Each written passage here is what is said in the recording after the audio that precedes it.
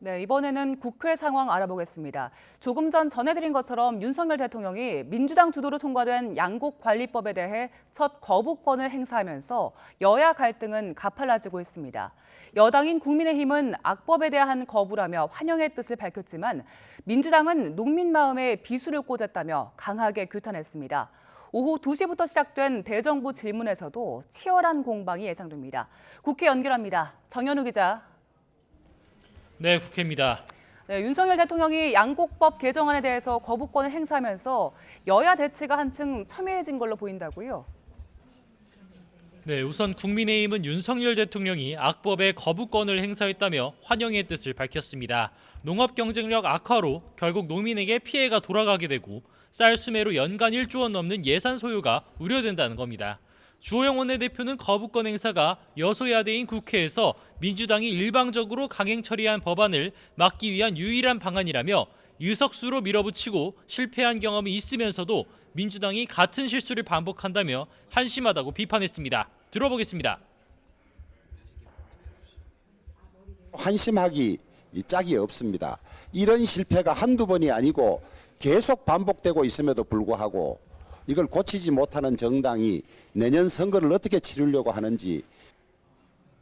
반면 민주당은 이번 거부권 행사로 쌀값 폭락에 언제든 농민이 희생당할 수 있게 됐다며 농민 심장에 비수를 꽂은 격이라고 강하게 반발했습니다. 박홍근 원내대표는 윤 대통령이 대다수 국민이 반대하는 거부권으로 국회 입법권까지 정면 거부했다며 용산 출장소로 전락한 여당도 이를 거둔다고 맹비난했습니다. 용산 대통령실 앞에선 양곡관리법 공포 촉구 규탄 대회를 열고서 본회의 재투표에선 국민의힘도 법안에 찬성해야 한다고 촉구했습니다. 마찬가지로 들어보겠습니다. 상식과 양식을 갖춘 의원들께 호소합니다. 대통령만 바라보는 해바라기 정치를 중단하시고 그리고 우리 국민의 상식을 생각하는 것에 이제는 적극 함께 해주시라고 말입니다.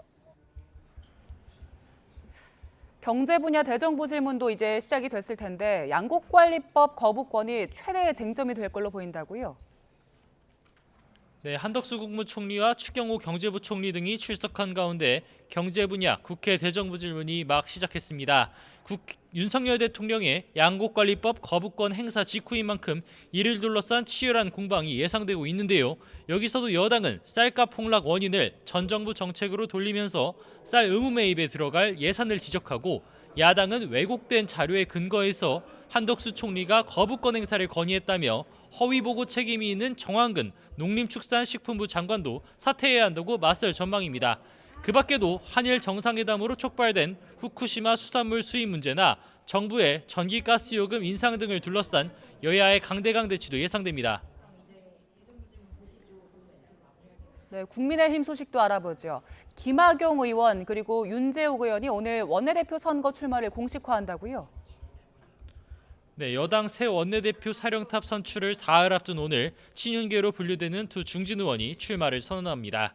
김학용 의원은 오전 출마 회견을 마쳤는데 경기 지역이 지역구인 만큼 총선 최대 승부처인 수도권 선본장을 맡아서 영남권 출신인 김기현 당대표와 호흡을 잘 맞추겠다고 강조했습니다. 윤재욱 의원은 곧 있을 출마 기자회견에서 과거 원내 수석 부대표를 맡았던 경험을 앞세워서 거대 야당에 제대로 맞서겠다고 호소할 것으로 예상이 됩니다. 내일 후보 등록 이후 오는 7일 의원총회 투표를 거쳐서 선출되는 새 국민의힘 원내대표는 내년 4월 총선 때까지 임기를 수행하게 됩니다. 지금까지 국회에서 전해드렸습니다.